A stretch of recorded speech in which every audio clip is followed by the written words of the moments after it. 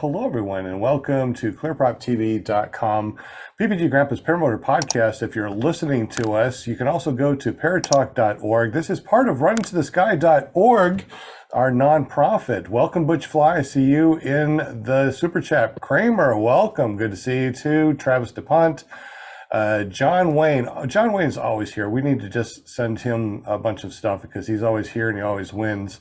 And of course, Will Fly and everybody else here on the panel. Jeremy just popped in. Good to see you, Jeremy.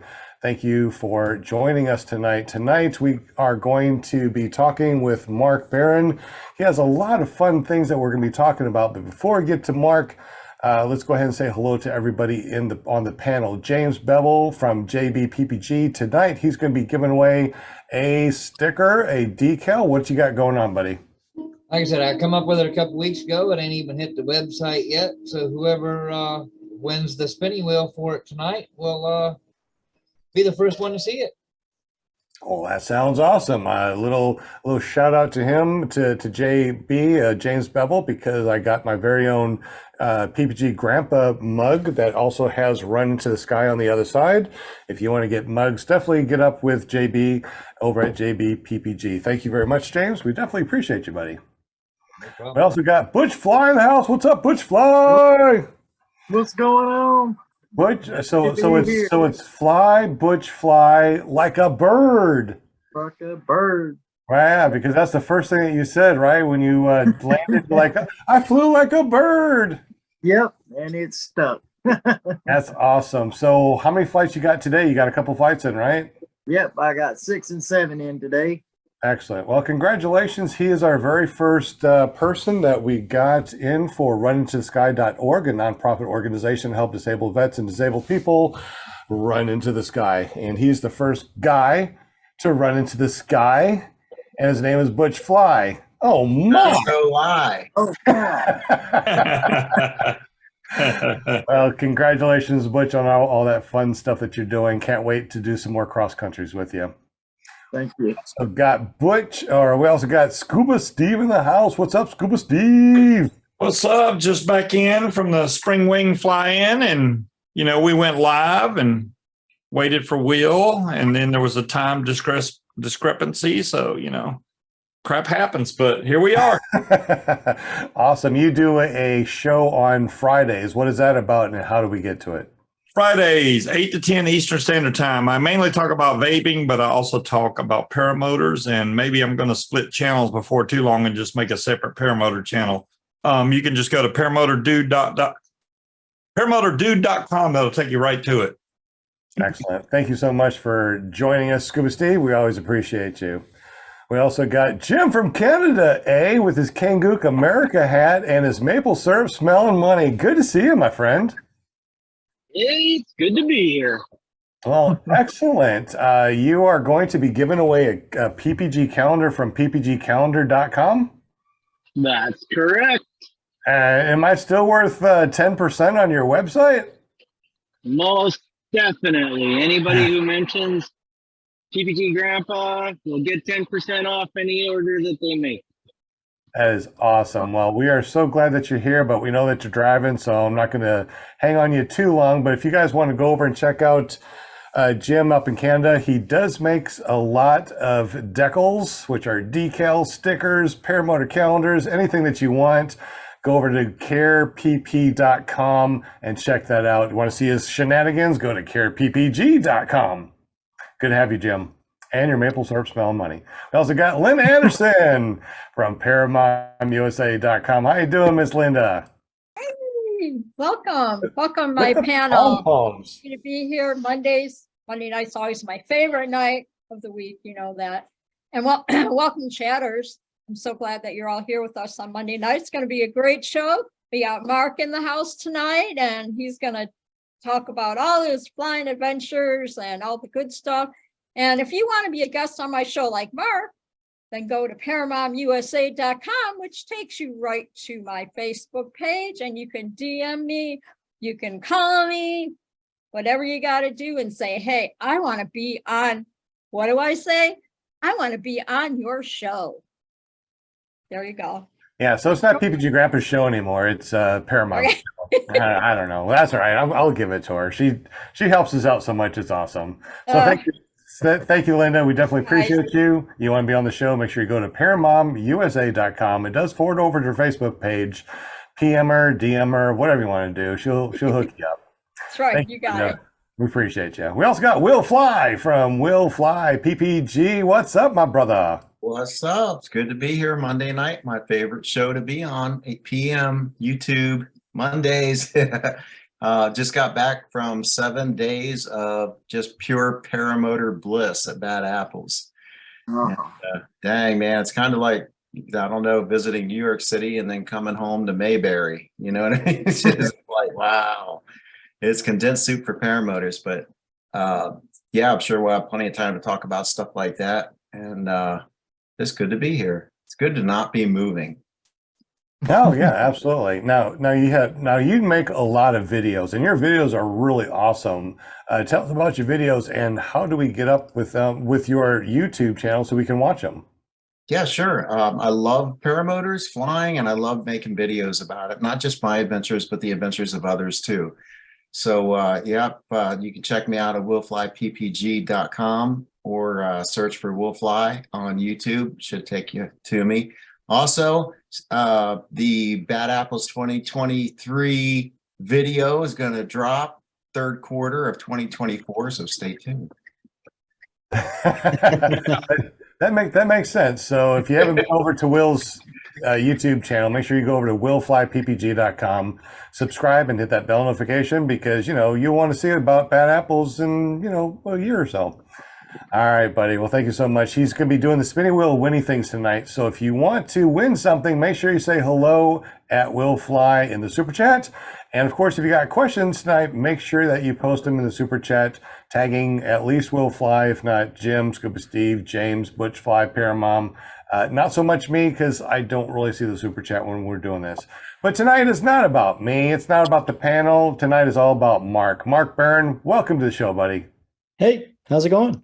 It is going amazing. I wish I went to Bad Apples. I wish I was able to go to all these awesome fly-ins. But, I will definitely do that pretty soon. Welcome to the show, man.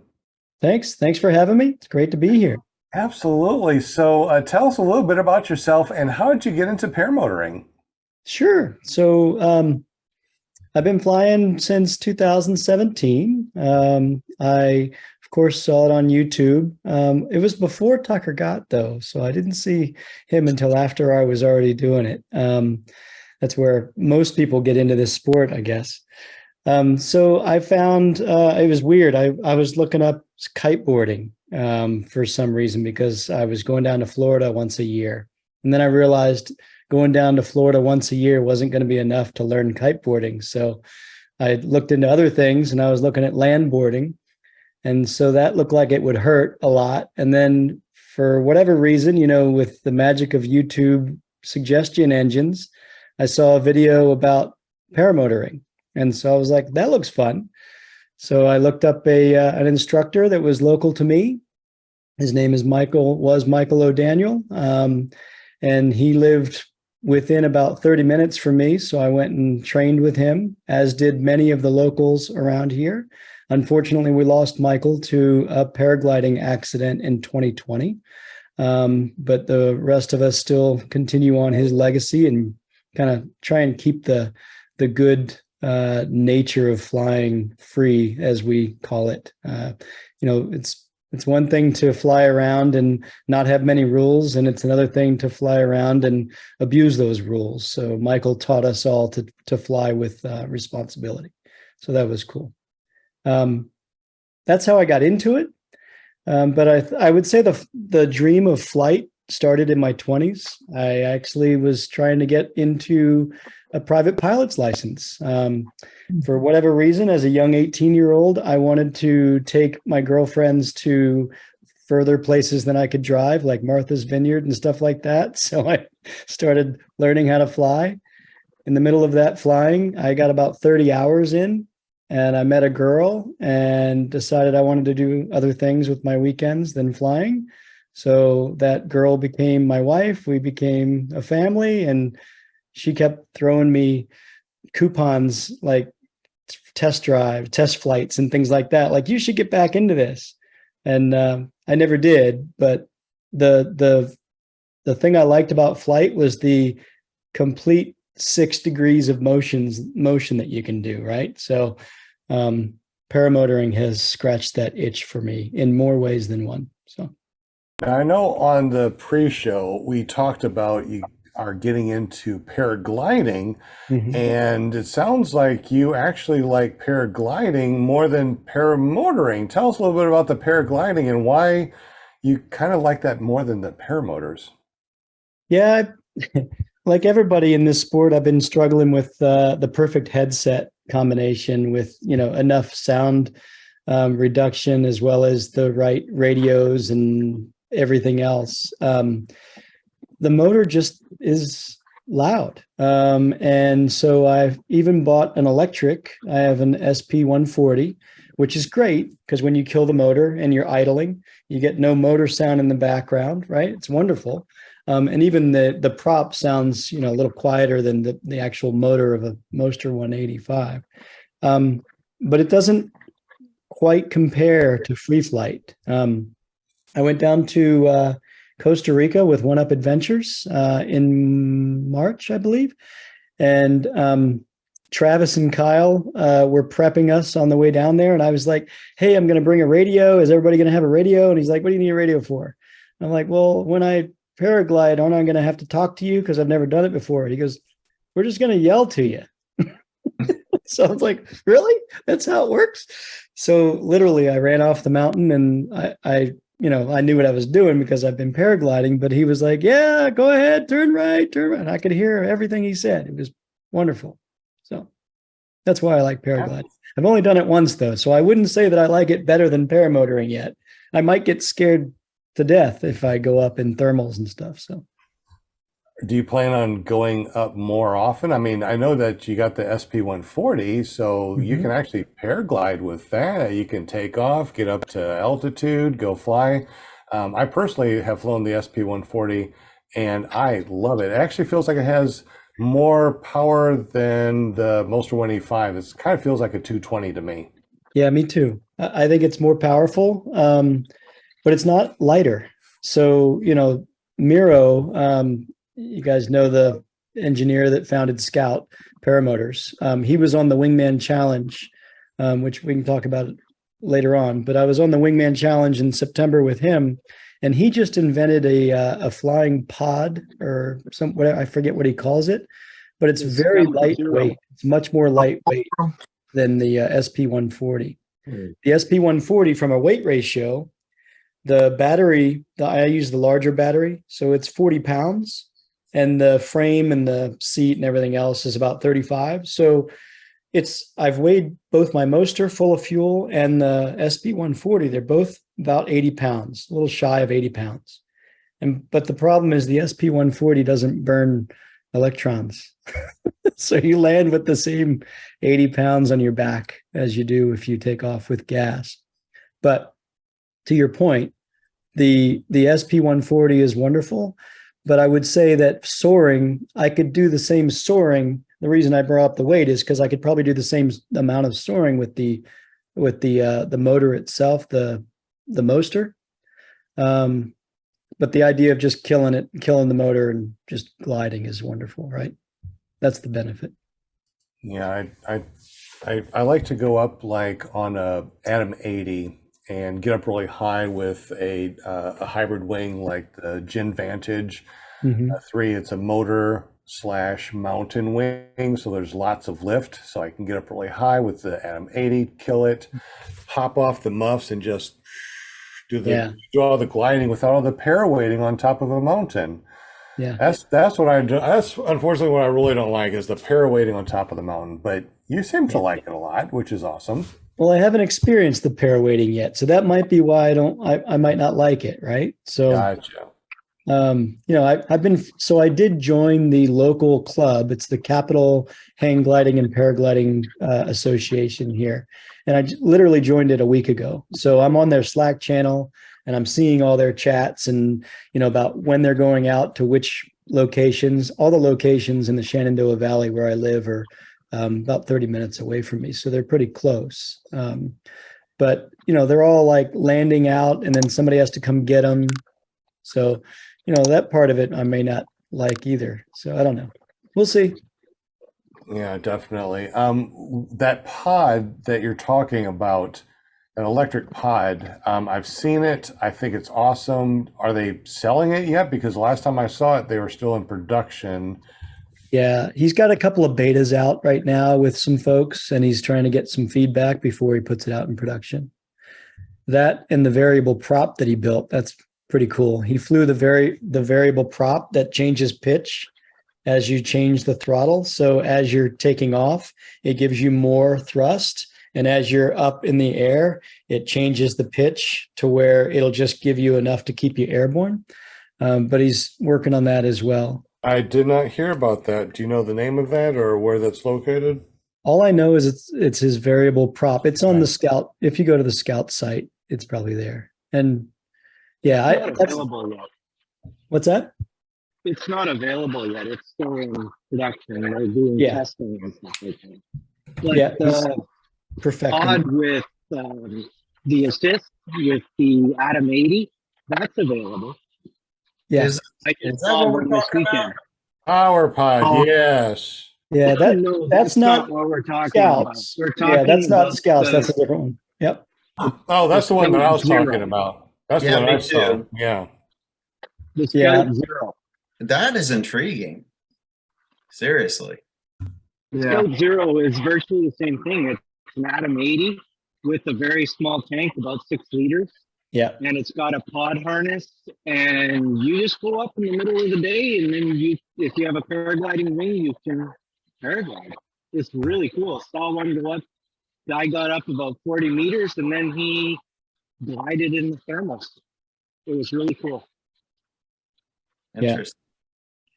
I'll try and find it and pop it in the chat if I can. Mark, you said you saw a video when you first got started that like piqued your interest. I'm curious. Do you remember which video it was? Of course. I don't like to promote the guy, but it was Del Shanzi when he went into a cul-de-sac and got out of his truck and said, "Let's go fly." And it was in the air in 5 minutes and then down on the ground in 5 minutes. So that's how I got into it. I didn't know who the guy was at the time. So I've never met him. I can't talk bad about him. I've met his nephew. His nephew is nothing like him. So, yeah, that's Travis. Travis. Yep. Yep. He was on the Wingman Challenge as well. Very nice guy. Yeah, he is. Yeah, he is. Well, we won't hold that against you. All right. Totally understand. I think that everybody watches different. I mean, you know, you hear about paramotors. What are you going to do? Right? You're going to search for paramotors, and there's a lot of people out there that, you know, put a lot of content out there. I do have something to show. I wonder if I can actually pop this up. Have you ever seen the hoop props? The Yes. props that are not straight, they're hoops. I've been looking at those. In fact, my son's going to be an aeronautical engineer when he goes to college, or he wants to be. We'll see if he. So I shared that with him, and I was like, "Hey, have you seen these props? You should try this." And apparently, they're silent. Yeah. You mean So the toroidal? They keep Toroidal. Yeah. saying that they're better for water and not air. So I don't know if they're gonna ever. I've seen some drones. Yeah, that's Already it. got 'em on the drones. Yeah. yeah, so these are the hoop props. So I would really like to see if we can come up with a paramotor hoop prop. It makes it very low noise, and it seems like they have a lot more thrust. Yeah, you throw one of those on an electric, on an SP140, you're golden. That's what I was thinking. So anybody in the super chat, have you seen these hoop props? Bill And H does it's a toroidal. Yeah, it's a weird name. That's why I didn't even try it. Toroidal. so, yeah, I think it'd be really interesting to see if we can actually maybe come up with a way of making a There it paramotor. is. Toroidal. Toroidal. Toroidal. Yeah, it was on there. So I think that's pretty neat. I mean, all the different things that yeah, 10 years ago, it was really difficult to get up in the air, right? Because of the fabric, the really heavy motors, higher hang points. And now the fabric is so light. I mean, you can do a reverse in like 2-mile-an-hour wind. I mean, the power to weight has changed a lot also. We got what, Fly It Wyatt that's out there. So Fly It Wyatt. Can you guys hear me okay? I feel Yeah, like I'm I don't know who Fly It Wyatt is. Fly It Wyatt. Didn't he start at 8 or 9 years old? He was over at Bad 9 Apples years, a I couple think. years ago. And he flies like single skin wings and a little Atom 80, I think. And you know, he's not that heavy, and he's able to go fly a paramotor at 10 years old. Yeah, he's growing up. Yeah, he's on Instagram. I follow him on there. Every once in a while, he puts a video on. Some of the videos are he's throwing like he likes to throw candy out, you know, throw candy out of the paramotor or whatever when he's Mhm. flying. That's his thing. He always Well, if has it doesn't candy. hit somebody in the eye, I guess it's all right. Yeah, he I always think has he's candy. actually testing the candies, the chocolate bars and stuff like Yeah, that. As yeah. kind of like the Yeah. advertisement for them and stuff like that. Yeah. I don't think he's actually throwing them. Oh, okay. Maybe Interesting. I'm thinking of somebody else. Yeah, Sean, I can't wait till the technology just gets better with the battery technology too. Like right now, I have about a 45 to 50-minute flight on the SP140. When that gets to 2 hours, I'm getting rid of my combustion engine. I agree. Now, are you flying it in sport mode or econo mode? So I've tried both. So I prefer the econo mode, the chill mode, Yeah. just because it's got a heck of a lot of torque if you hit that thing, and it's so sensitive. You know, the throttle is so sensitive that I'm just worried that I'm going to mash it and drive myself into the ground. So That actually happened this weekend to a guy who just got his SP140 and the power just overtook him yeah. and smacked it. So it was Yeah. fun. Well, depending on which firmware you have, the chill mode actually has a slower ramp up time, but it also has a slower slowdown time. So, because it's all electronic, right? So when you're going up and revving it up and you're leaning back and you're kind of holding it, as soon as it starts to take over in a gas power, you let off the throttle and all of a sudden you don't have to worry about it. But with the SP140, you let up and it's still pushing you. You really got to be careful because it winds down slower as well as winds up slower. It's not exactly like a combustion engine. And then the winding down part. So that would be important. That's a little bit of a learning curve there. Of course, Yeah. if you start with an electric paramotor, you wouldn't know any different. True. You'd be used Yeah. to it. How much does the battery cost? $1,800 for an hour battery, unless Yeah. it went up. I heard that. I actually heard that it went up, so it's probably more than $1,800 for an hour battery now. Yeah, they've put a few more components in it. They put an on-off switch in the one that they're selling now, 1,800 or 2,000, something like that. But the overall package isn't much different than a regular motor, right? I mean, it's like $6,500, $7,000. I bought mine for $7,000 a year ago. And if you think about it, you don't have to mix gas and oil. You don't have to do your maintenance. You don't have to change out spark plugs. Nope. So, I mean, there's a lot of advantages, you know, to having an electric paramotor, and especially if you're just that guy that wants to go out and, you know, tool around for an hour. Now, my friend Neil, he has the SP140 that I used, and he said that he was up there for more than an hour, you know, tooling around. Yeah. He's much, I think he if you weighs get the less right than me. He weighs less than me, so I can kind of see that. You know, y'all brought up the props and stuff, and the Scout Aviation guy, I can't think of his name, but Miro. Nero? Miro.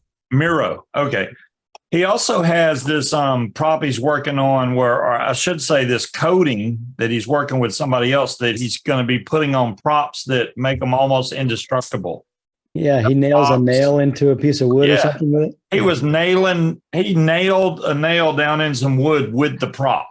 Doesn't even hurt it. He couldn't even sand it. It says if they ever have to get out any imperfections, they have to sand it for hours and hours just to get a little bit off of it. Yeah. What? Yeah. You need to look at the Scout Aviation channel on YouTube. He's got it on there. It's just a thin coating that goes on the leading edge of the blade of the prop.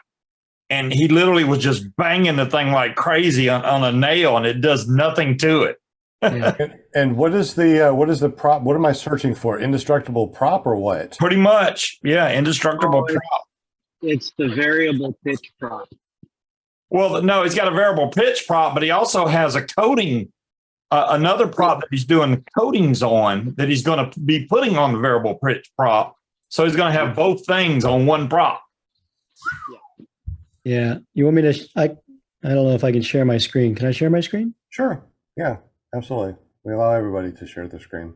All right. So can you see my screen? Yes. So this is it. This is the, let me close all this down. Here's the link to the indestructible propeller. I'll put it in. Yeah. Oh my God. There's So, the YouTube chat. so he just took a prop and broke a concrete block with it? Yeah. See just that black strip? That's all it is. Yeah. I'm not sure if that's concrete or foam. But yeah, if it's concrete, that's pretty cool. Okay. I'm Yeah, definitely. this is him Now he's stopping going the to head of hit a, a garden gnome. gnome. I don't think Yeah. that's foam.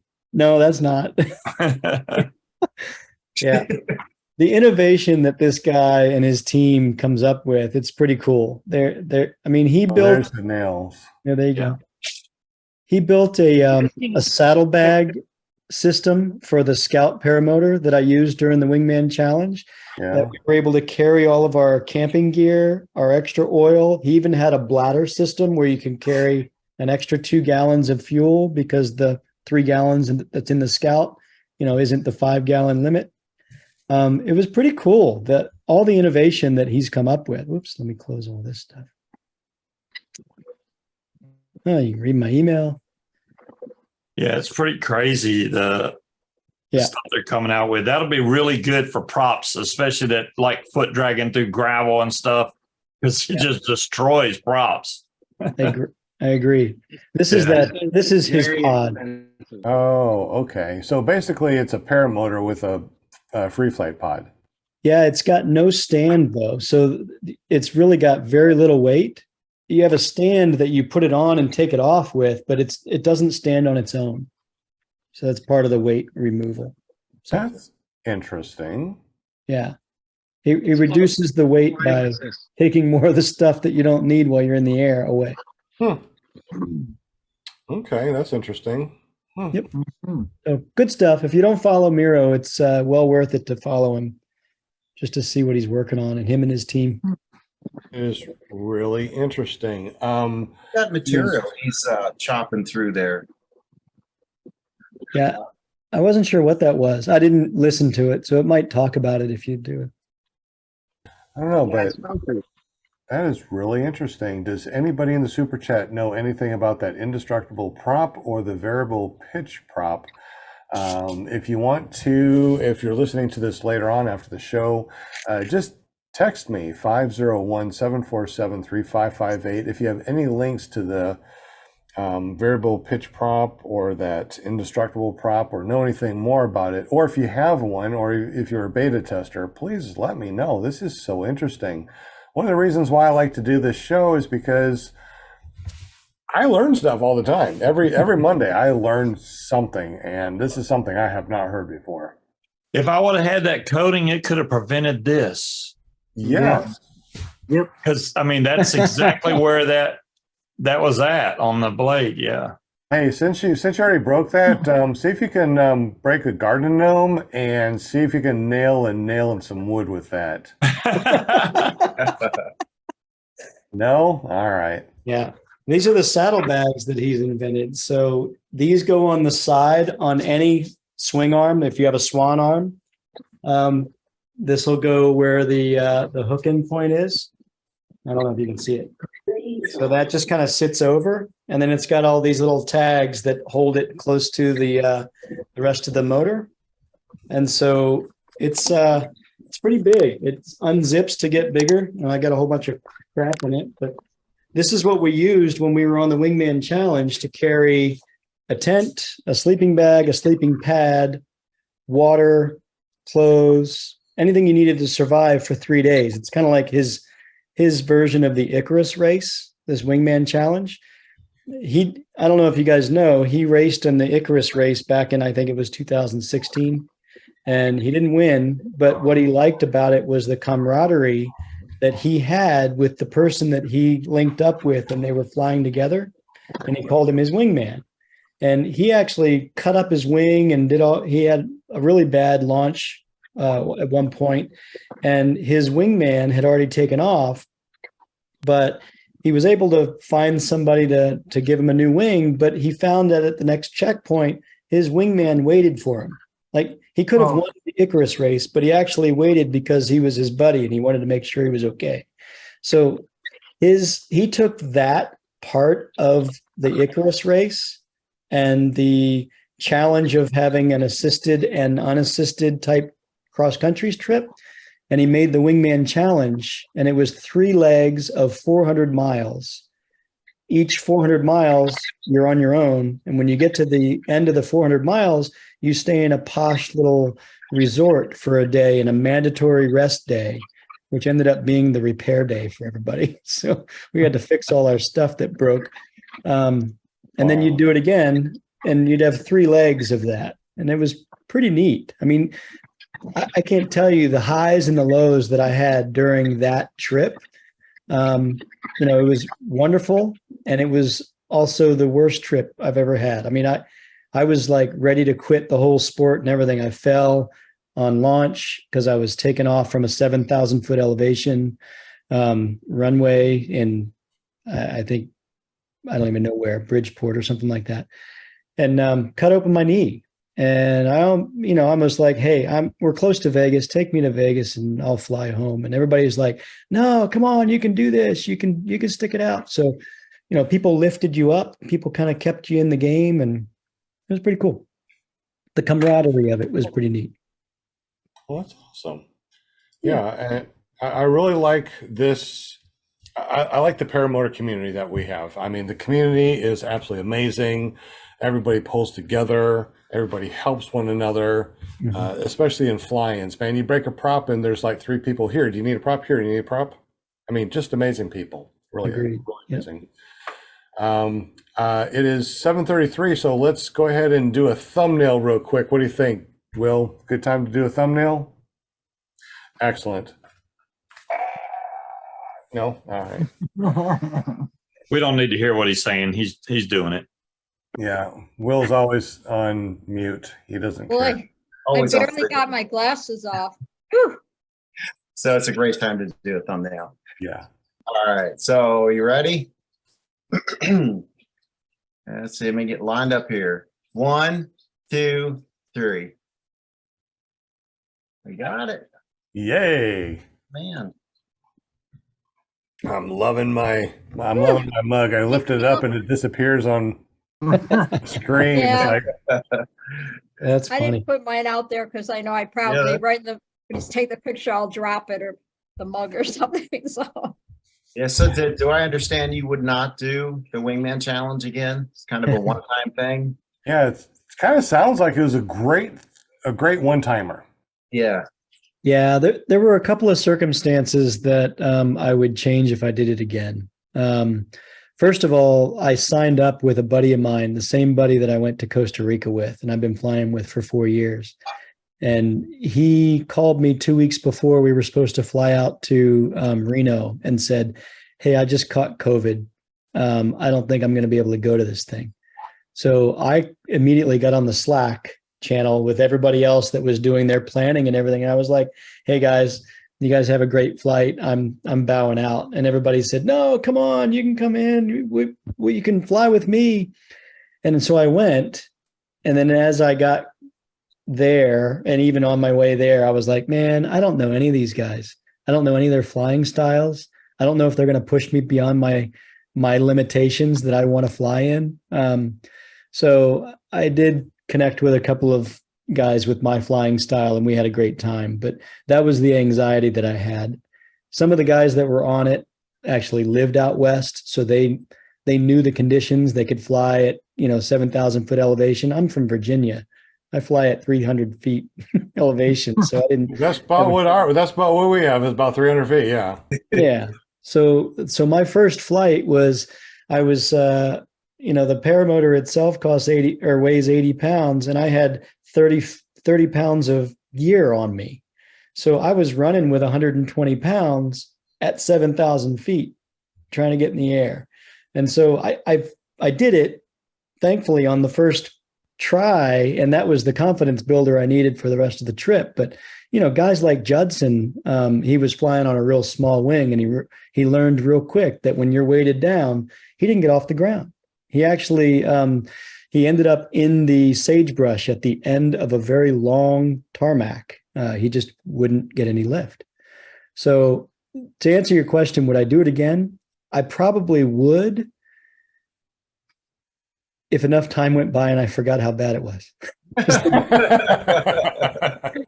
Because the peaks were really good. I mean, flying over the Hoover Dam and Mount Zion, and I have a couple of pictures of me flying over Monument Valley. That's the whole reason I wanted to go out there and fly.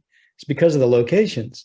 But when we got there, there was a cyclone or typhoon or whatever you call it on the West Coast. It's not a hurricane, that was sitting on the on outside of LA, and it was just creating this huge storm system. So the joke was, no matter which way you fly, you're flying in a headwind. So we were flying in like 20, 30 mile an hour headwinds. So you'd plan out your 400 miles in your 3 days. And you're like, okay, I got to go about 120 miles today. Well, if you only go 5 miles on the first flight in 2 hours, you know what's coming. So Not very encouraging, is it? it's not. So everything was against us pretty much, but I might do it again. I don't know. I might wait. Maybe you could be ground support. That's exactly what I would There do. you Now, go. ground support was amazing too. So ground support was pretty cool. We all had Garmin InReach satellite trackers on us. One of the guys did have a collapse, and he had to throw a reserve, and he was at Oh my. 10,000. He was trying to climb over a 10,000 foot mountain. I forget which mountain it was, but he was 2,000 feet above the ground, thankfully. And when he started to fall, he tried to fix stuff, and then he just started getting wrapped up, and he just threw his reserve. But he hiked 5 miles with his motor and his wing, with a missing fingertip, because one of his fingertips got ripped off from the lines. And ground crew, he had to do that because the nearest road was 5 miles away from where he was. So there were some gnarly things that happened. It wasn't all roses. But Those are less than ideal conditions. So I mean, I could see how something like that, could happen. I mean, you don't think about lines causing a digit, the removal of a digit, but they are strong. They can break a prop. So yeah, I will say that one of the most memorable positive things that I had was everybody flew from the second location that we were at. I think it was called Kingston Ranch or something. And we were all flying. There was only one gas station within a 100-mile radius of us. So all of us went to this one place, and all of us got up at different times, but we all ended up at this place called Stan's Burger Shack. I forget where it is, but we all flew in. And as I was landing, there was a train of Harleys that came in at the same time. So we had Harleys coming in and paramotors coming in and all these, and we got down on the ground. We all high-fived, and the guys on the motorcycles came over to us and go, "That's really cool." And we went over to them going, "That's really cool." Just kind of bonded our land and air two-strokes or whatever. Harleys aren't two-strokes, but you know what I mean. I understand. Motors, just Motors. We were all motors. Yeah. Yeah. It was fun. A lot of fun. That's cool. It sounds like it. Yeah, That's and really the cool. views are spectacular. It's so different flying out west. If you have any of you guys flown out west? The I've most lived out west, but not flown out west. Doesn't count, Linda. I highly recommend flying out west. You fly out west, get yourself to Monument Valley somehow and fly over those buttes or whatever they're called. Oh my God, they're gorgeous. It is we were beautiful. we were driving through a park because it was a bad windy day. So the three of us that were flying and the guy's wife, we were all driving, and all of a sudden we got towards Monument Valley, and he goes, "I think the conditions are okay. Let's pull over here." We pulled over the side of the road at a basically an overlook at Mexican Hat. I don't know if you guys have ever heard of that, but it's some monument called Mexican Hat. And one guy would stand in the road and halt traffic while the rest of us would try and launch. And we got up in the air and we flew through the valley, Monument Valley, and we landed at the Monument Valley Airport where everybody else, you might have seen. Wow. It was amazing. That is cool. Yeah, I've been to Monument Valley. That is cool. That's That cool. was very cool. Oh my gosh.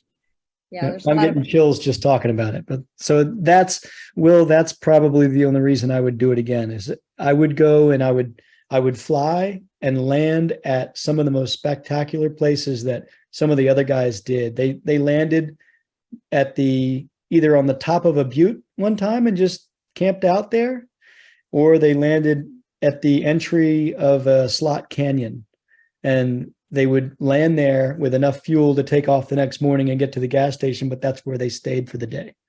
I mean, That I would be a didn't good way to do it. So, I mean, you don't have to look at it as though it's a race, right? It's Right. the journey, and you can that would be interesting. I was just so paranoid of getting from point A to point B. I was like laser focused. Yeah. Yeah. But I would be more relaxed next time. Right on. Well, you're more experienced. Oh my God. Yeah. I came back, and if I'm the wind dummy, nobody believes me because I'll be up there. They're like, "Hey, how's the wind?" I'm like, it's fine. They're like, screw that. I don't wanna believe it's blowing. Yeah, it's great. Yeah. my bump tolerance is through the roof. Yeah. I bet it's so. Hey, James, any questions in the super chat? Yeah, we got Guardian Service Dogs. He's wanting to know, how much experience did you have when you went down to the Wingman Challenge? Not enough. So 6 years of flying, I learned that all I've done is fly in glass air. So I show up at the field with friends of mine and we're all like, "Hey, is it blowing? Or the treetops blowing?" "I don't want to fly. It's bumpy," because we didn't have to. So we get real spoiled. We fly in perfect conditions. Had I known what I was going to be flying in, I would have flown in a lot more adverse conditions so I could train for it. I've done one Cobra launch in my life. I needed to do a Cobra launch almost every single flight in the West. Yeah. It was crazy. My question is, how much experience did you gain from the Oh my Wingman God.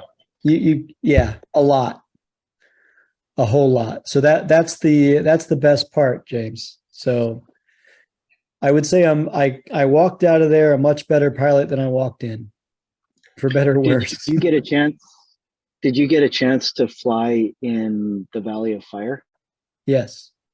Flew over You the felt- Valley of Fire. Yeah. And over Lake Mead. I took off from a boat ramp going into Lake Mead. That obviously the boat ramp is high and dry, right? There's like dirt for a mile.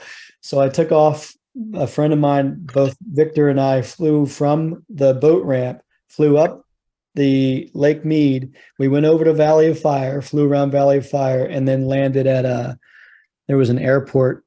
I forget which the name of the airport was, but there was a skydiving outfit there, and we were using radios and calling and saying, "Hey, 2 PPGs on approach, blah, blah, blah." And that was all cool.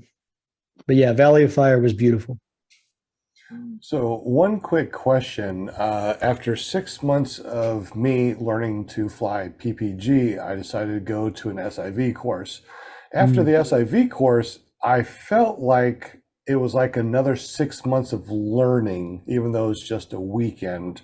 So at 6 months, I felt like I've been flying for a year because of the SIV course. How much more experience did you feel like you gained on just your 3 days of the Wingman Challenge? A ton. Yeah, I did. I haven't done an SIV course. I would like to.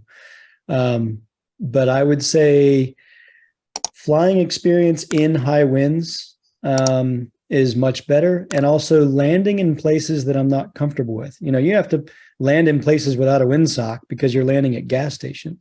So you have to know which way the wind's blowing. So you're landing into the wind.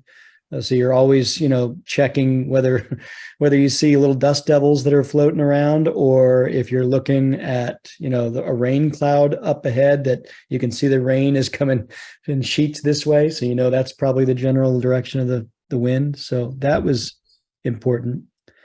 Coming back, I've put together we just finished a poker run with our group. I don't know if you guys do poker runs up there.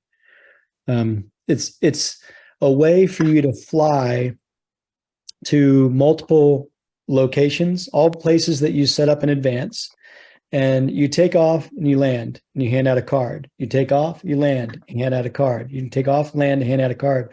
And you get like 5 flights in one day, whereas normally we all just get to the field, we fly, and we boomerang back, and we land at the same place.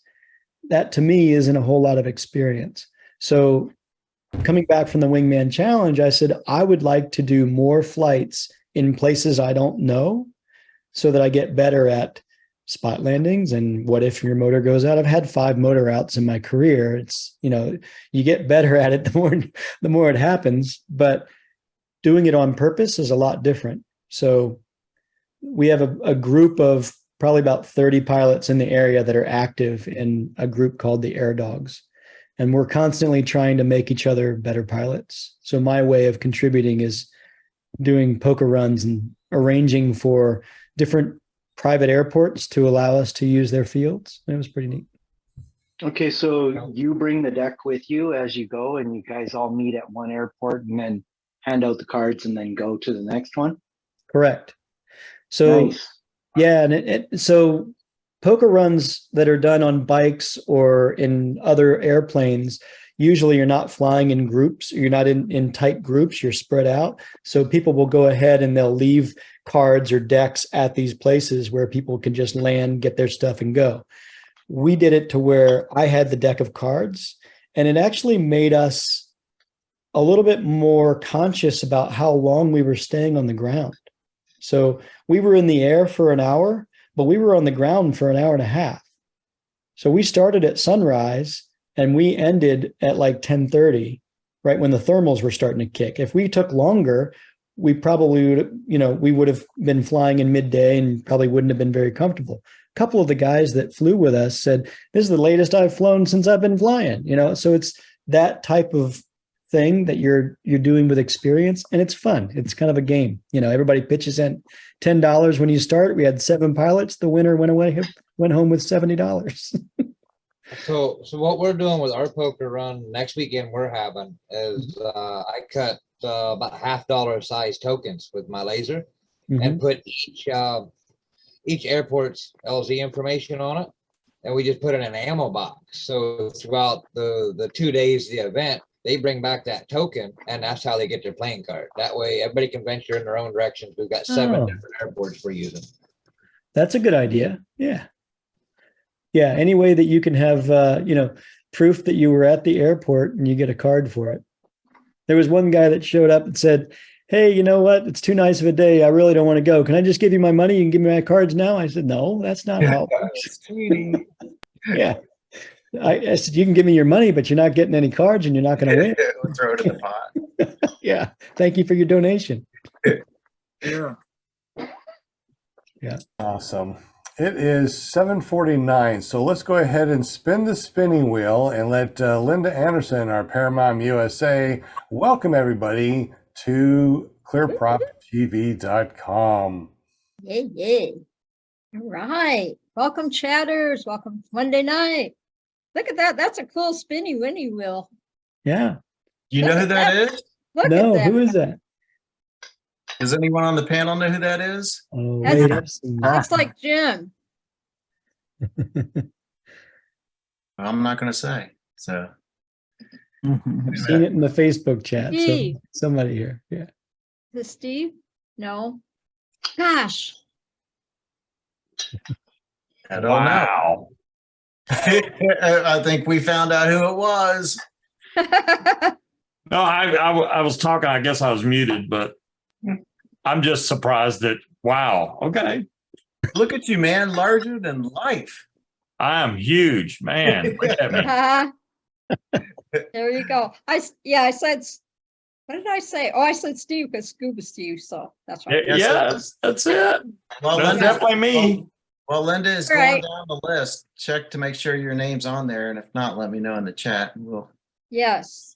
All right. Welcome, chatters. We got Kramer in the house. We got Travis DuPont, John Wayne, Run Into the Sky Arc, Jason Tyler, Michael Jasper, Bonnie Franz, Bill H., John Beville, Slow Days, Flying Flamingo, my lovely. I Can Fly PPG, Guardian Service Dogs, James, Brian Franz, Shane Wyman, Angela Preslick, Jenny, Chef Shane Cheney in the house. And I can't wait to see Brian and Bonnie at the fly-in this weekend. So the Torchport fly-in, yes, in Michigan. So I'm super excited to meet a lot of people I haven't met yet in person and get those CT tandems. Fly wants to be added. yeah. Okay, there you go. Oh, there's the other Nick. And Yeah. who was the other one? CT Fly. CT Fly. Oh, yeah.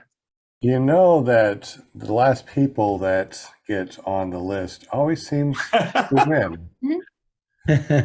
It does seem to, yeah. So, just for fun, put Sean Simons at the very end and see if I win. I mean, obviously, I'm not going to take it, but if it spins and it lands on me, This is rigged all along. Tony was right. and we'll see if the spinny wheel, WILL, is actually. You're Can I getting copy my busy. spin? Well, okay, so I can still shuffle though, because Yes, please shuffle like you normally do. Shuffle, shuffle, shuffle, shuffle. Oh, I thought that was cool, and my face was on the spinning wheel that week. That was really cool. Now I even remember, took guys, you may not win the spinny wheel, WILL, but you can always send a self-addressed stamped envelope to the address below for runintothesky.org. It's a nonprofit organization to help disabled veterans and disabled people get training and adaptive flying machines if necessary. So check out runintothesky.org. There you go. Steve, I see you put your helmet on so we can all see that it's you. Yeah, I got And it your on, but I don't have my sunglasses on, but they're out in my car. So Oh. yeah. same helmet. You ready? Ready when you are, bro. Hey, Round gonna- and round, Scuba Hey. Steve goes. Where he stops, I'm he'll gonna throw up. say, I'm gonna say I Can Fly PPG. I'm going to go with Shane Wyman. That's a Bill cool. H. I Can I Fly. thank Bonnie Franz. And She always- I got to stick I'm with gonna say Kramer because she wins a lot too. I got Flying Flamingo. Flying Flamingo. Is the other Nick PPG the other Nick? Or Yes. is it? Yes. Okay. Oh, Oh man. sorry, Jade. So You're so Jason close. Tyler. Oh, I was not going to make it to Bill H. Is it Bonnie? Oh, Friends? it might be Slow Days. Bonnie France. Oh my gosh. Oh my gosh. It is rigged. Now, I know Bonnie- what Slow Days is thinking. Slow Days is thinking if only, Wait. only, Yeah. Bonnie France. if only we didn't. I know, but Slow Days is thinking if only we didn't add Sean Simons to that list. Could have been. Oh, I know, right? Uh, Hey, but I didn't win. Shane, So, what the heck? When he sunned my channel, what are you talking about, Shane? Type correctly. When he what? Scuba became a winner when he sunned my channel. Sung my channel. S-U-N, sun, when he sunned my channel. On my channel. I don't know what he's talking about. Well, How much I know you got to that, drink, Shane? I know that Bonnie and Brian, they had a lot of PPG calendars, so maybe James can send Bonnie that new decal. What do you think, James? You are on mute. I can. Yep, I can. I've got her information. Okay. All right, Subbed my JBPPG. channel. Subbed. Oh, Subscribe. subbed your channel. Oh, okay. There you go, Shane. Yeah. I thought I did that a long time ago, though.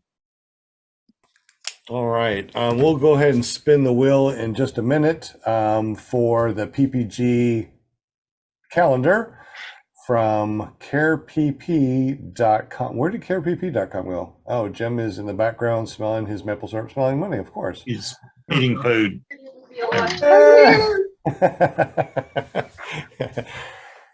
It's all about the Jim maple Horton syrup. Donut. What's that, Butch? I said Jim Horton Donuts. Ooh. Dang, those are good. Yeah. Butch, you caught up to me. I just want you to know. I got wish 7 there was flights, Jim and now Horton. you got 7 flights. Oh, that's right. Butch Fly just started flying, and he has 7 flights. And Scuba Steve's been flying for years and just hit his 7th flight. No, 1 year, not years. Years. Yeah. He's been flying for years, man. And you Hey, need I can't go right down the street and fly like y'all can. I got a freaking Air Force base right next to me. I have to Oh. get permission and all that good stuff. Or Where are you, Steve? I'm on well, I was about to say the Eastern Shore. I'm not on the Eastern. I'm in Hampton, Virginia, so I'm right below Okay. I know where you Air are. Force Base. You're next to ODU. That's where my son's going to go next year. Oh, there you go. Y'all come on up here and fly. There's no mountains, so there's no paragliding fine. unless you jump off a building. Nope. I would love to come down there and fly, but you can't go fly right outside. You got to leave what, AP Hill or something? What is it? Well, you don't really want to go to Virginia Beach because it's too crowded, but Buckrow Beach is right on the edge of the airspace, and I'm pretty sure if I called Langley, they'd be like, "Oh, sure, man, go ahead." They're not worried about it. All right. I'll look you up. Okay. I love going different places. The guys I fly with laugh at me because I keep saying I just want to see different cows.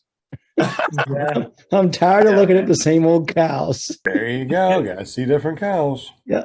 So I take my trailer and, sometimes my wife will say, I work from home. So sometimes she'll say, "Don't you have a business trip coming up?" And I'll be like, "Yeah, I can make it a business trip." And I just get in the trailer and go. There you go, because you want a moving experience. Moving. Got it. Paramount, man, that was awesome. You win. Thanks. You win. I did not know that, Yeah, Bill. my game tonight. Hey, James made a comment earlier. He said the women were really represented at Bad Apples, and his neighbor was a 13-year-old pilot. She's going to be on the show tomorrow night, Paramotor Hangout 8 p.m. on YouTube. So, Oh, how do we get to that particular YouTube channel? I have the answer to that question. You can go to ppgshane.com and it'll take you right there. It's going to be an awesome show. Awesome. Cool. So make sure you guys go over to ppgshane.com, subscribe, hit that bell notification, because it sounds like tomorrow's podcast is going to be quite cool. Also, too, on Wednesdays, there's a Paramotor podcast. Go to paramotorgirl.com. On Thursday, something's going on Thursday. What's that, Miss Linda? Yes. Thursday night. Paraglidingchalk.com with your host, Robert Michaels. And who is Robert Michaels, you may ask?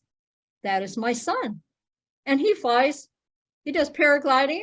And that's how I got interested in all the paramotoring, paragliding, free flight, all that good stuff. And it's fun. I'm actually like the PR of his show.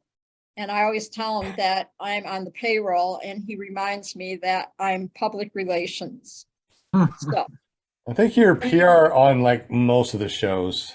Yes, yes. Well, you know, Paramount's work is never done. That's what it is. But yeah, check his show out on Thursday nights. It's a lot of fun. He always has some really cool guests, and I always learn a lot from everybody and all the shows and everything. So definitely check Absolutely. them out. Also, Will, isn't there another fly-in that's going on in June between June 8th and 11th? Oh yeah, the Fly for Gauge first annual fly-in. You will not want to miss this. I've flown that area. It's absolutely beautiful, and it's just perfect to bring the family and fly paramotors all weekend long. So June 8th through the 11th, Bowling Green, Florida. Be there, be square. I know I'm going to be there. I wish I was going to be there. I'm going to be on a cruise. Well, have fun. We'll be Uh, back. Absolutely. Got to take my wife out someplace. She lets me go out and fly paramotors. So, you know, we got to go do something fun together every once in a while, right? Happy wife, happy life. That's I right. know, right? Awesome. Yep. So, Mark, any plans on going back to Costa Rica or any more adventure trips or anything like that? Any flyings that you're going to go to in the future? Yep. So, one that I skipped out on because I've been doing way too many trips. And like you said, my wife lets me fly a lot. So Iceland is a trip that my wingman that backed out on me in Wingman Challenge, but the guy that I went to Costa Rica with, Satish, is going to Iceland with Scout. And another one of our Air Dogs guys, Steve, is going to Iceland. I know you asked me if I'm going, but that's one that I would love to go to, but I'm not. It's a beautiful trip. I'm actually going with 6 other guys where we all rented or reserved spots at Oregon Inlet in the Outer Banks next month, actually. So we're going to go down and camp out in our various camper type trailers and tents. And we're going to fly from First Flight Airport and a couple other airports. And we're going to fly up and down the Outer Banks beaches. I'm definitely going to get in I have a Jeep too. So I'm going to get up to the 4-wheel drive beach area and fly up there as well. That's Have you awesome. flown out of first flight before? I have. Yeah, it's gonna be a little tricky. There's a lot of tall trees, but if you go early in the morning with no wind, you're good. Yeah, that's right. Yeah, it's actually pretty majestic. As far as a feeling, like, wow, this is pretty cool flying out of, the Wright Brother Memorial. Yeah, it's a monument there, around. It's really nice. It is. So you've flown out of there? I have, once, and I'm glad I did. But we took off early, but early's relative when it comes to thermals. And Dan, when we landed, it was rocking and rolling. Yeah. We weren't real picky about where we landed. We just wanted to land, So. Yep. But I wouldn't trade that experience for the world. It was a lot of fun. Yeah, my first beach or coastal flying was from there. And we actually flew in the evening when we got there. And it wasn't blowing on the ground, but when we got up in the air, it was blowing maybe about 15 miles an hour. So like an idiot, I went and said, hey, I want to go look at the beach. And I flew towards the beach and I got there real fast. And so I turned up the coast and I'm like, let me turn up here. And I kept drifting out. I'm like, that's weird. Yeah. So I turned inland and I was literally backing up until I let the trims out. Yeah. And I was spooky. For 3 minutes, I crawled my way to the beach. It was freaky. Yeah. There's if you look at my YouTube channel, I have a whole clip on just that. Don't fly in offshore winds. Yeah. Let this be a lesson to you. So, yeah, when I came back and I landed, like you said, in thermals, right in that little grass area between the tarmac and the runway. And I swear I landed and I kissed the ground. I can relate, had a few of those. Bill H says that's on his bucket list. To fly offshore winds? No, I don't think so. I think he's talking about first flight, but I definitely encourage you to do that. And make sure you check out the museum next door too. Yep.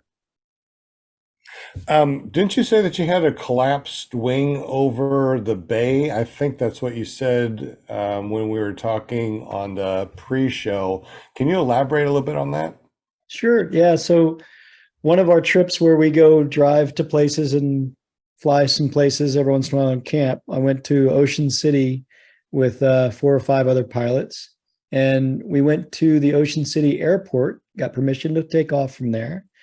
And I don't know if anybody that grew up around here in the Virginia area has ever gone to Ocean City, like when you were a kid or in high school or whatever, and you see all those planes that go by with the little sign that says "Eat It," whatever, or Phillips and stuff like that. We did exactly that. We flew along the beach and it was fantastic. And on the way back, one of the guys that was going to fly with us didn't take off because it was a little windy and he had to do a reverse and he wasn't that comfortable with it. So he had decided to stay at the airport and wait for us to come back. We all had radios. And so as we're coming back, we were telling him, hey, we're inbound. What's it like there? And he's like, there's an Apache that's sitting here on the tarmac that's not winding down. You're not going to want to land anytime soon. So stay out there. So I stayed out there. And as I'm out there, it's getting windier and windier. And I'm over, there's the end of the runway. And then there's like a little inlet that's kind of a barrier island where the horses cross, and it's called Assateague, I think. Yeah. So I'm flying all over that area, just kind of stalling and waiting for this Apache helicopter to leave. And as I'm flying over the water and then to the sand and then to the water, I'm getting turbulence because it's different type of air.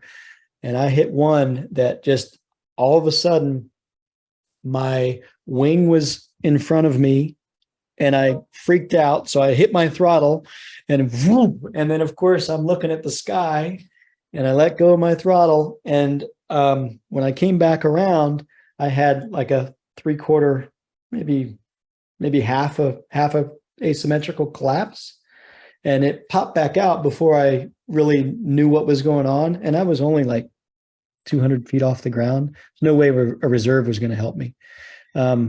And so at that time I got on the radio and I was like, hey, is that thing gone? Because I'm going to come over and land. I don't care if he's there or what. And the guy that was there on the ground, he said, I could hear it in your voice. I went over to that guy or one of the guys that was standing there. I was like, I got a guy coming in. He's going to land. So they took off and I came in and I was able to land. But I was like, I'm just landing. I don't care where. I need to get on the ground. Yeah, that was scary. Wow, that does sound pretty scary. Yeah, wow. Yeah. I mean, I've been to an SIV and I pulled, lines and make things collapse, but I've never been out where it just collapsed on its own. So yeah, I'm sure that's really super scary. I'm glad that you're okay though. Me too. Yeah. Excellent. I learned that muscle reflex of grabbing the throttle. You need to think about that. Like all of a sudden you're like, ooh. So that's what I did, right? I was like, oh, don't do that. Absolutely. How far off the ground were you? 20 feet?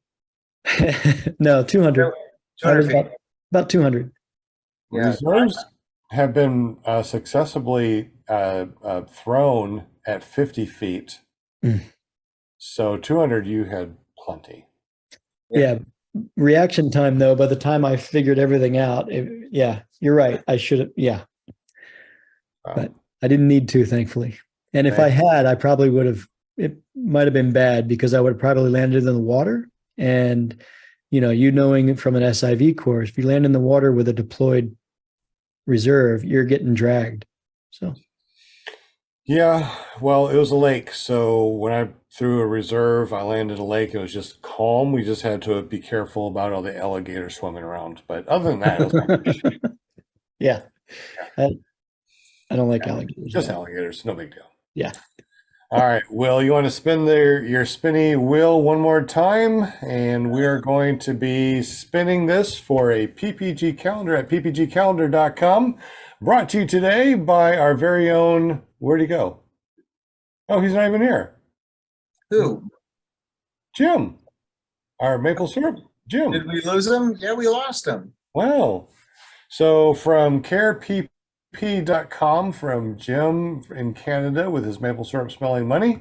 We're going to be giving away a calendar for him. Thank you very much, Jim. I guess he's finding that donut shop that Butch Fly was talking about. All right. Whoa, what was that donut place, Butch? Tim Hortons.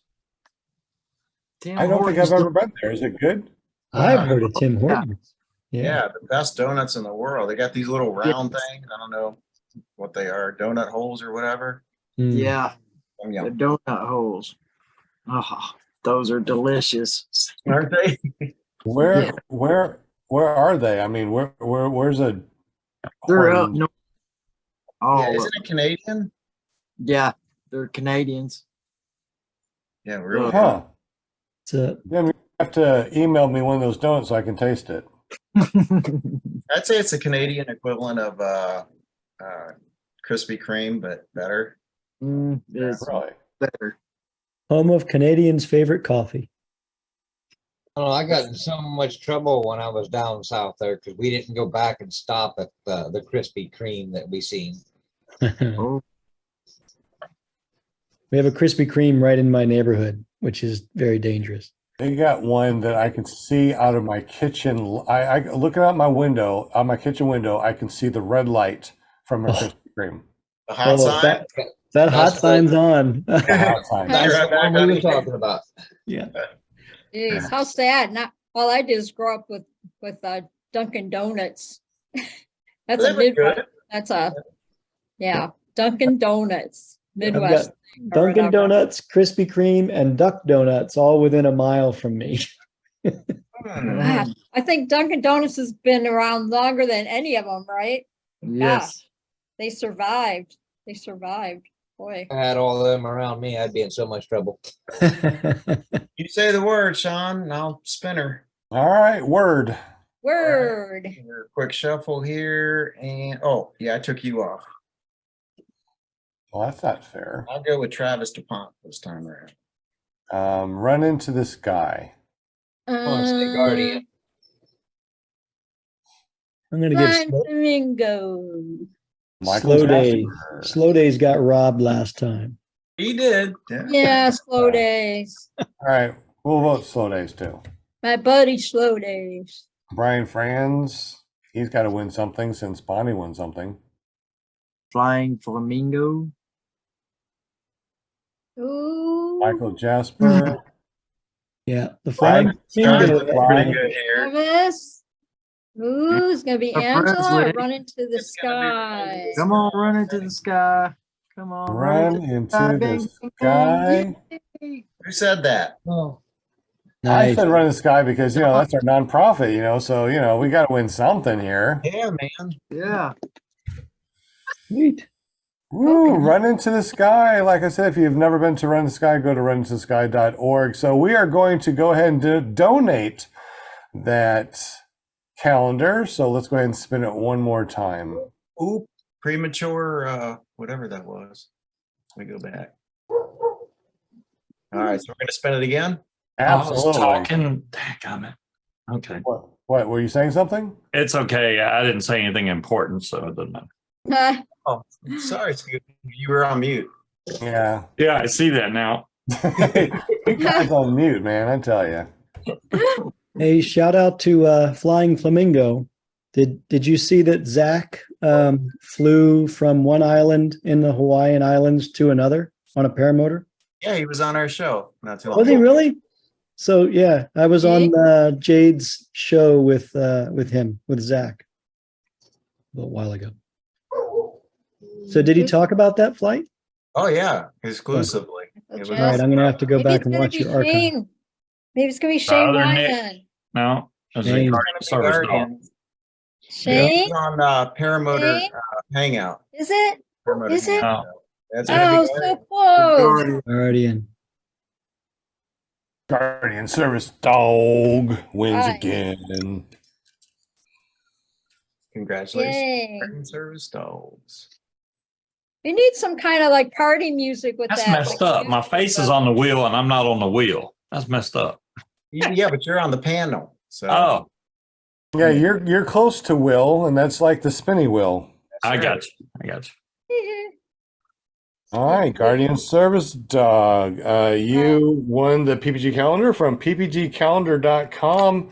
And from what I hear, if you go to ppgcalendar.com and you sign up for a free account, he sends out stuff throughout the month for no reason, just for fun. So make sure you go to ppgcalendar.com and get yourself that free account. Maybe you'll have something fun in the mail that you didn't even know about. Well, anyway, I had a wonderful time, Mark. I had a wonderful time chatting with you. It sounds like you've had an amazing time flying. Not so much on that one trip, but you still loved it nonetheless. Yep.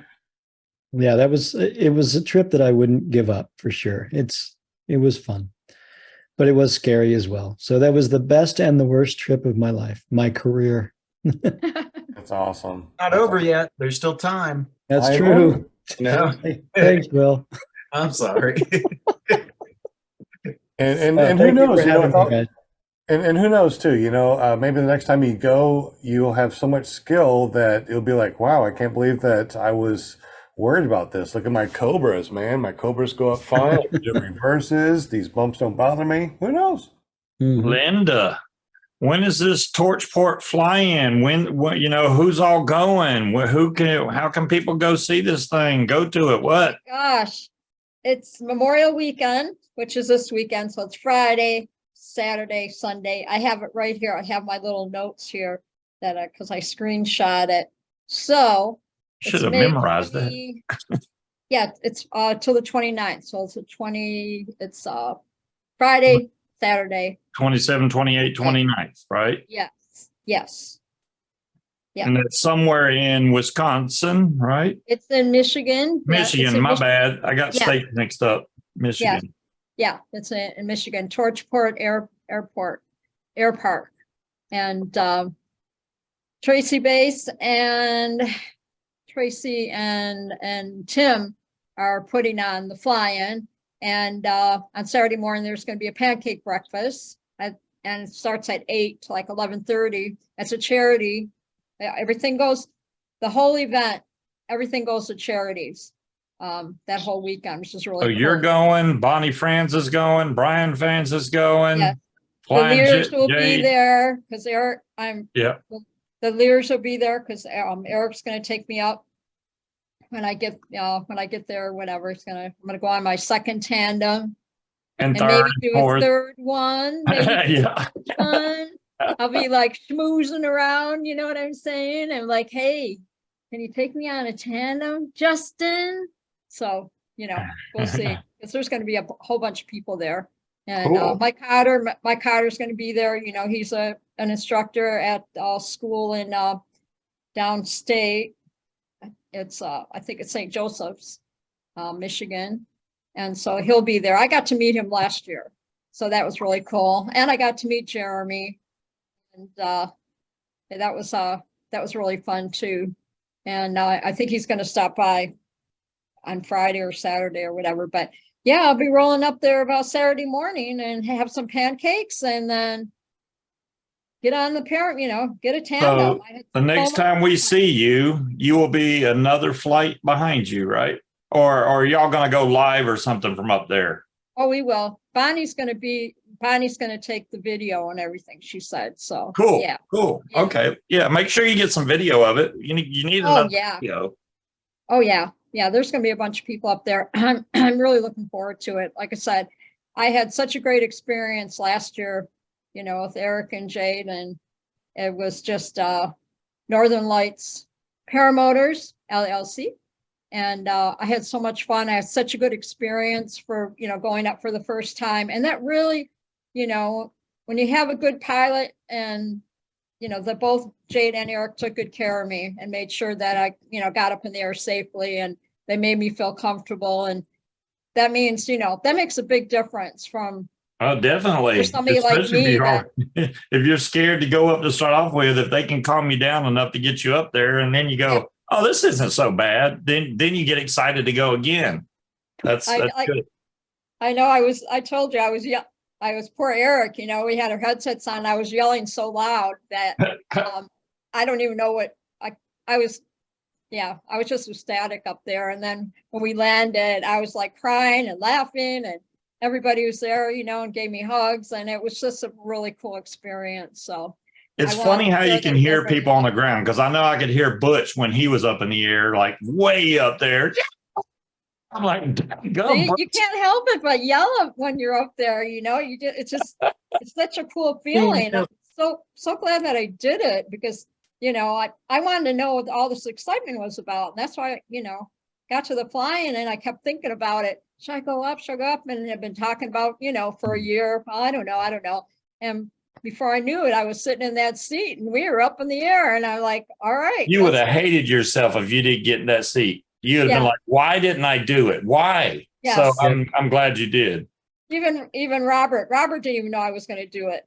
And when I landed and everything, you know, I called him on the speakerphone. He's like, you what? That is so cool, Mom. So now his brother, you know, Ryan and Leslie are both going to be with me. They're taking me over there. So Ryan wants to go on a tandem. So it's going to be really cool. Nice. Yeah. Right. 90% of the tandem training is all about people, you know, teaching and making your customer, your passengers feel comfortable, and recognizing whether or not they really should be flying or not. It's interesting. When I took the training, you know, you already know how to fly pretty much. It's mostly about making your passenger feel comfortable. Yeah. Yeah. Last thing you want to do is get up in the air and then the passenger freak out while you're up there. You don't need that. Yeah. For sure. Yeah, I'll start flailing all over the place. That would be really bad. I think they thought I was going to come down within 5 minutes or whatever, because I watched the video. Jade took the video last year, and I watched the video, and she's talking to Eric, and it's like, no, but this year I want to do, what do you call it? When you fly by, is that what it's called? You know. You gonna buzz the fly in? Okay. Yeah, you know what I mean? Yep. Like you act like you're going to land, but then you just go right by. Is this a trike or is this foot launch that you do a tandem? Oh, trike. Yeah. Trike. So Yeah. they may do a touch and go. That'd be fun. Oh, that's what it is. Yeah. Oh, they're gonna do a touch. Okay. Either way, you can fly by so too. much terminology out there, you know. Yeah. Bear with me. Sometimes I've learned so much in the last couple of years. So all the lingo, you know, last 4 years, you guys know. I mean, I was so proud of myself when I just learned landing zone, when I knew what that meant. I was like, I was making notes. Remember during the show, Grandpa? I would write down notes. Yeah, I remember. I was always asking questions and stuff. And so anyway. Yeah. Now you know what an LZ is. Yeah. I'm like, I know what that is. That's awesome. But now I know about a lot of the stuff, you know, and I'll text Robert sometimes and I'll throw some terminology out there, and I'm like, was that a wing over or whatever? And he'll go, yeah, that's what it was. And I'm like, yes. Yeah. Very cool. Anyway. So. Sounds good.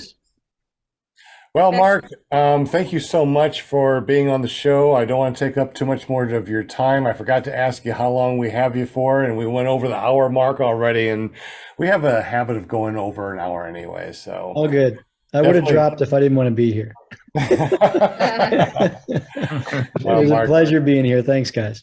Absolutely. Thank you so much for all your stories. All of your information is down below. So if you guys want to know more information about Mark, just look in the description down below. Everything from his YouTube channel to his bio. So check that out. So once again, Mark, thank you so much for being on the show. We definitely appreciate it. Thank you, Mark. Appreciate it. Hope to see everybody in person sometime. Thank you. You're just to the north, Mark. We got to get together and fly sometime. Where exactly are you? On the show, North Carolina. Okay. Yeah. In Raleigh. I'm looking at an RV down there. I might come by and say hi. Come on down. All right. There you go. He don't have any stickers or anything on the signs that say "We'll fly this way," so you're gonna have to, you know, search really hard. I don't know. JB might be able to make a bunch of decals. I know, right? Yeah. All on the expressway. I didn't see a single "Will fly" sticker. I'm disappointed. Man. We're going to start seeing them on gas stations near you anytime soon. All right. Sounds good. All right. Thanks, Mark. Guys. Thanks, Mark. Thanks, Mark. Appreciate you. Be safe. Thanks, Mark. What a That great was guy. fun. Once again, definitely thank everybody for everything that they do. Will Fly, he is our treasurer for the nonprofit organization. He is the Spinny Will, WILL, over here on the ClearPropTV, which is also a nonprofit organization. So thank you very much for everything that you guys do to help us out.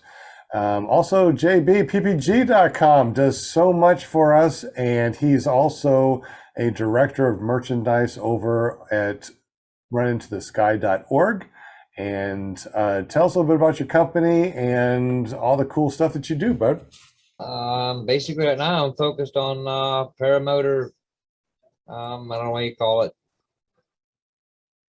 Oh, I'm just gonna say coffee cups, of course. Tumblers, decals. I'm doing a lot of vinyl window decals right now. I'm enjoying that too. And just whatever my head can think of when I got time. So I have a Sounds question great. for James. Go ahead. So like for paramotor merch or whatever, somebody wanted stickers that had their logo on it, or they wanted cups or whatever with like they wanted to customize stuff. You do all that? Yes. Yes, that's one of my favorite things to do because it's not the same repetitive thing. It's something different. And that's what I'm doing now with going to the fly-ins. I'm setting my enclosed trailer up as a mobile unit where I can make custom stuff right at the fly-in. Man, So, that's say you a get a good idea. picture that your wife took or girlfriend took of your launch with the sunset behind you or whatever, and you like that so much, one on a shirt or a mouse pad or tumbler or something, I'll be able to do that right there. That's Awesome. perfect. Yeah, I got lucky at this flying. Somebody took 83 pictures of me. I was like, that gun, dude. I just got lucky. He was flying near me. So I got a lot of pictures now. Cool. Well, thank you very much. We definitely appreciate you, JB, and everything that you do. Go over to jbppg.com. That's jbppg.com. Make that free account, and he sends out stuff sporadically throughout the month for no reason, and we definitely appreciate that. Also, I hear that I'm worth 10% over at your store too. What is that all about? Yep. If you put in there when you go to check out all capital PPG Grandpa, it is worth 10%. I tell you what, between you guys, I'm worth 20%. All we need is a couple more people that can make me worth more than 10%, and I'll be 100% eventually. So until then, You'll be 100% grandpa. I'm 100% grandpa right now. I'm good. I'm definitely good with that. Very happy. So thank you very much, jbppg.com. We also got Butch Fly. You can find him at ppgbutch.com. He's on his 7th flight. He is our first candidate that we had over at Run Into the Sky, and you foot launch and trike. Man, you are just kicking some butt out there and taking names, aren't you, buddy? Well, I had a really good instructor. Oh, go on. No, really, go on. Go on. Paramotor Arkansas, man. He's real good. Check him out. And definitely we appreciate you, Butch, because Butch actually, he lived in Alabama and he decided to move over here to be closer to Run to the Sky and Paramotor Arkansas and actually help us out. And he's actually a volunteer at Run to the Sky right now. So, man, definitely appreciate all the help that you've been giving us. Man, I needed the help because man, it's a lot of work doing all this stuff. Yes, it is. Now, I just want to give back. I love the way the paramotor community is just, they're awesome. Everybody is awesome. Everybody's encouraging, loving. So I just gotta help. Right on. Right on, bud. Right on.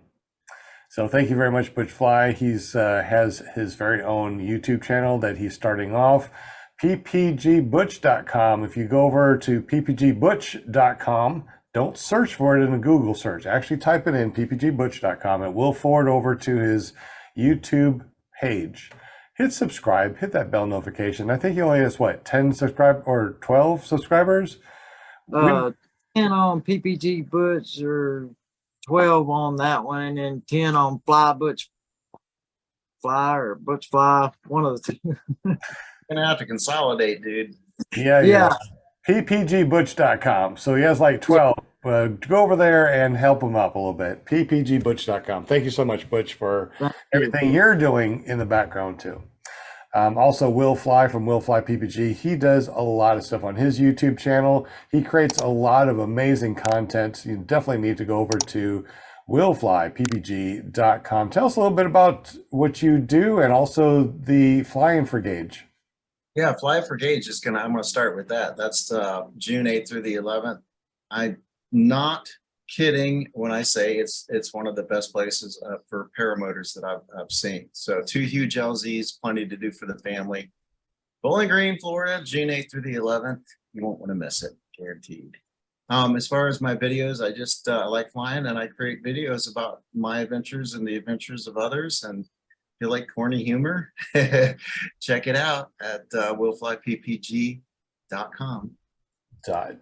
.com. Is it bunch of dad jokes on there too? I don't know. Some of them would qualify as dad jokes. All right.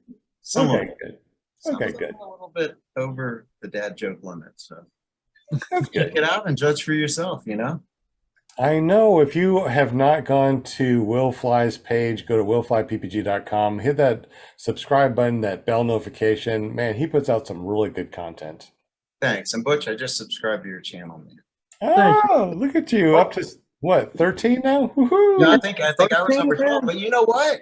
That makes Butch number 1. It does.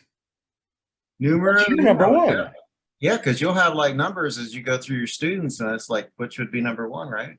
He's always number. Yeah, he will always be number 1 for forever in perpetuity. You'll be number 1 as the first candidate through Run to the Sky. Right on, There man. you go. Congratulations. We're gonna have to make a big bust of him, a big statue, a Bush Fly standing like this.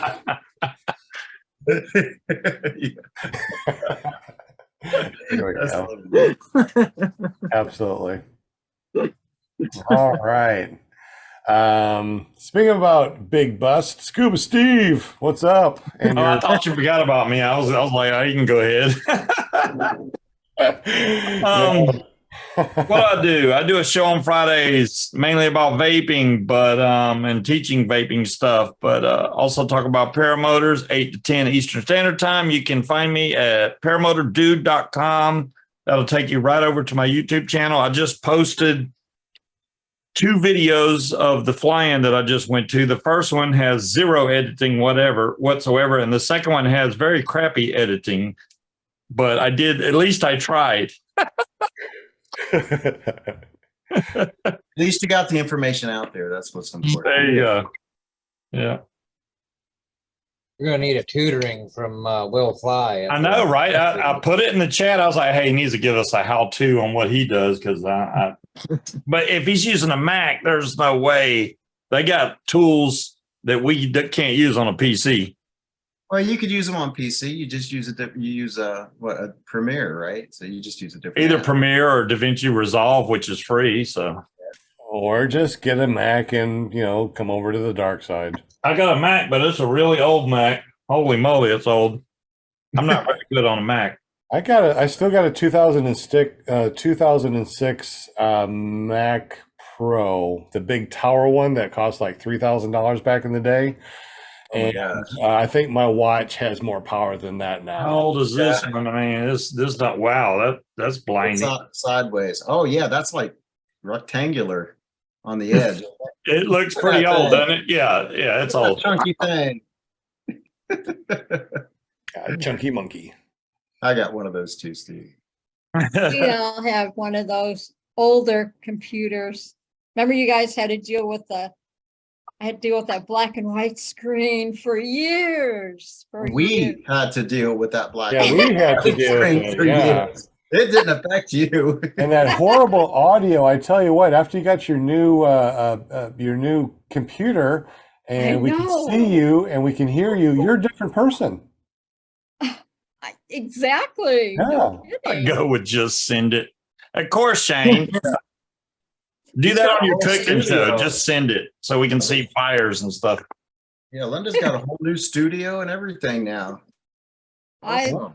I love this. I love my laptop. I do. I literally, when I opened up the box for Christmas, because Ryan and Leslie bought me a laptop. I did not expect it at all. And I thought I was getting an air fryer for Christmas because I kept hinting when we go to Walmart, And so when they had me the box, I was like, oh, I wonder what this is. And I opened it up and I just looked at them and I started crying. I'm like, no way. No, I wanted an air fryer, not a. Yeah, they were laughing. They go, oh, you thought you were getting an air fryer, didn't you? And I was like, wow, this is way better. Oh my goodness. I should be Yeah. editing on my laptop because it's way newer than my own PC is. Billy says he has an Apple IIe. Yeah, I know, right? I'm old enough to know what he's talking about too. Yeah. man. I had one of those. And he's watching the podcast on it right now.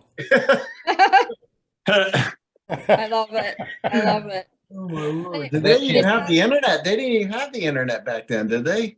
I don't think so. Back then, oh my gosh, I feel old. Wait a minute. I was going to say, how did Will Fly not get any sunburn? But he probably didn't even go outside. Dude, I did. I got plenty of sun. Trust me, you just can't tell. But no, I was red as a beet. Okay, because I know I can tell I'm darker for sure. I got crispy. I had on sunblock and still got crispy. So Use that sunscreen. Cream. did you fly did you wait till most people left and then fly on like Monday? I didn't. I had one flight and it was for 30 minutes. And Wow. I was satisfied, 100% satisfied because I did not want to leave the crowd. Okay. That's what all the action is. And it's so pretty just being down there talking about it. It's nice to be the judge. You know what I mean? Just got to sit back and watch landings. Yeah. And you actually learn a lot doing that. It's a great. Good. Cool. You guys had decent weather anyway, so that was a plus. It was a plus because we weren't expecting that decent weather. So Yeah, it's going to be Saturday. It's going to be 70-ish and sunny. And As long as you don't get the gusts like we had. Holy moly. Yeah, those should be gone now, hopefully. Yeah, we just coming towards you. We just went through 3 days of just smooth glass air of an evening. Wow. So that'd be heading your direction, hopefully. Hey, I'll go flying there somewhere. We have smooth glass air for the next couple of days over here. Butter And air. one good thing about being a paramotor instructor over at Paramotor Arkansas is that we work from sunup to sundown 7 days a week, but that also means too that we get up and go fly every morning and every evening and sometimes midday, and we just fly. Good for you, man. Absolutely. I'm jealous of that. Damn it. Well, just quit your job and come over here and No. If I quit my job, I'd have to be training paramotor pilots, and I can't do that yet. So that's not. Got to make money somehow, We have a lot of fun over here. Butch Fly is going to be going up early again tomorrow, so I think that we probably need to wrap this up so we can get some sleep, because I tell you what, it's getting early in the morning where the sun comes up. What is it, 6 o'clock now that sunrise? 5:53 was what ours was. Yep, so we can almost get up or almost fly at 5:30 in the morning, and it's supposed to be nice until 11 o'clock, still butter. So, I mean, we're going to have to land a couple times just to fuel up to continue to fly. Oh my gosh, that means on Saturday I gotta be up by 6 o'clock because I'm going to be like so excited. And, You won't be able to sleep because that's what happened to me. But Yeah. 6 is early. I went up at 6:30. By 7:30, the wind was crap. So, I mean, but that was because of that storm. So yeah, usually you can stay up longer than that. Yeah. Yeah, All right, guys. Any last thing that we want to talk about before we sign off?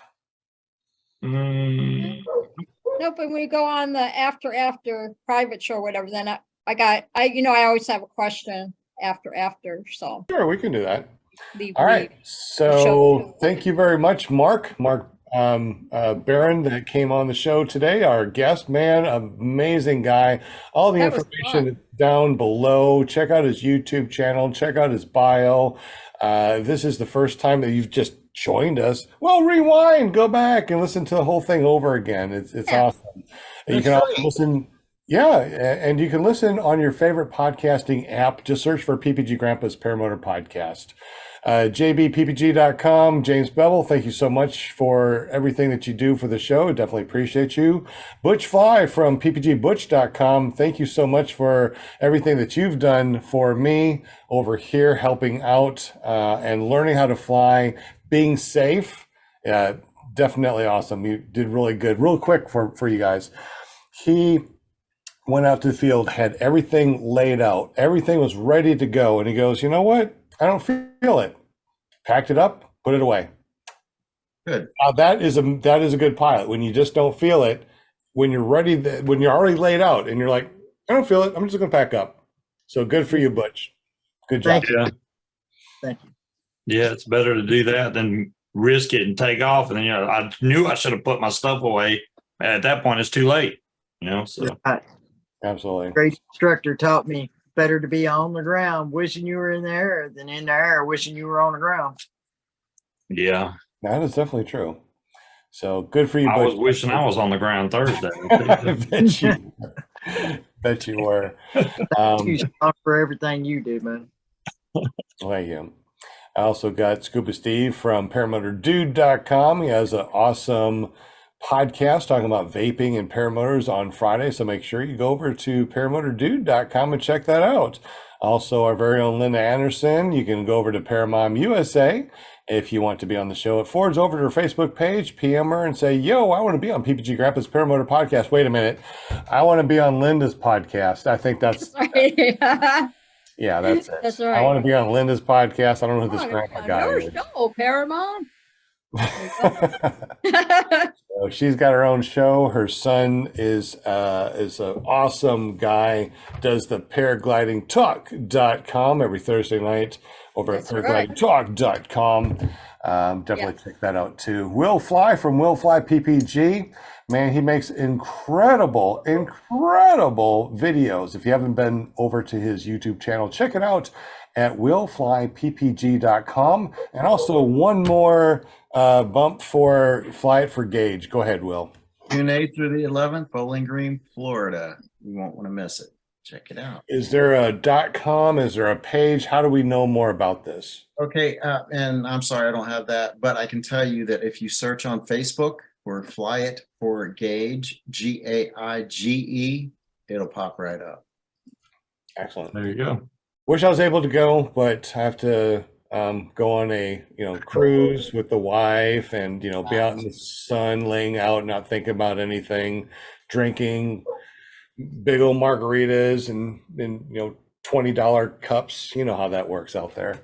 Yeah, I ran out of vacation time with this past fly-in, and we ain't even halfway through the year yet. Sucks. Man. Hey, really good thing over at Paramotor Arkansas and Run to the Sky, unlimited PTO. Yep. Nice. You might want to check it out one of these days. But anyways, guys, thank you so much for everything you do. Like I said, we are running a nonprofit organization called runintothesky.org. We're going to be putting up a brand new website very soon, hopefully in a couple of weeks before June 1st. And if not, man, it's just an incredible website. Lots of things to do over there. If you want to help us out, of course, in the interim, we have the address down below. You can send us a self-addressed stamped envelope with any gift, and we will send you some amazing stickers and other things too. And if you want to just throw us a couple of bucks, we got a Cash App at Run Into the Sky. So thank you very much, guys. We appreciate you.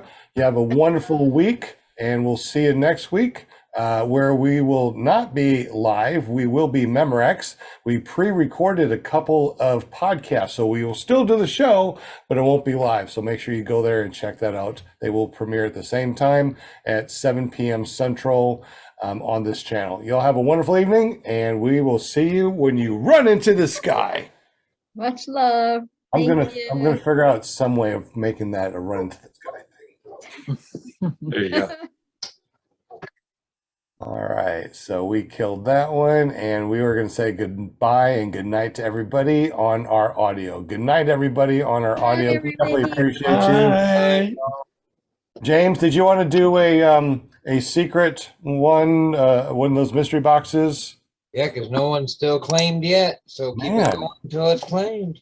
All right, well, how do we get this mystery box real quick, since this is just the audio version now? So they're gonna have to I'm just gonna say for now, just send me a text message at 309-255-8936. Just say mystery box and we'll go from there. Excellent. Well, thank you so much, JB. Appreciate it. And we are Audi 5000. Boop. Mhm.